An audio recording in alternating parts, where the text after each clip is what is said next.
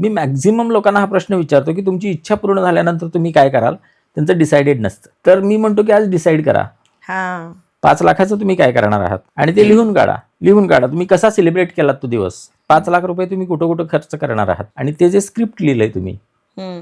पत्राच्या स्वरूपात, तेच तुम्हाला थिएटरमध्ये पडद्यावरती बघायचं आहे. आणि ते बघत असताना आपले सगळे सेन्सेस त्याला अटॅच करायचे आहेत. हम्म. म्हणजे डोळ्यांनी तर बघतोच आहोत आपण, हम्म. त्याच पिक्चरमध्ये कशाची तरी टेस्ट घ्यायची आहे, हम्म. काहीतरी ऐकायचं आहे, कशाचा तरी वास घ्यायचा आहे, कशाची तरी चव घ्यायची आहे, कुठला तरी स्पर्श अनुभवायचा आहे. आणि अशी ती मूवी एन्जॉय करायची आहे. काही दिवस करून बघा, तुम्हाला रिझल्ट जे 1 ते 2 दिवसातच मिळायला लागतील. वा, ही टेक्निक आहे मला असं हो, वाटतं. हे व्हिज्युअलायझेशनची टेक्निक आहे. व्हिज्युअलायझेशनची टेक्निक आहे.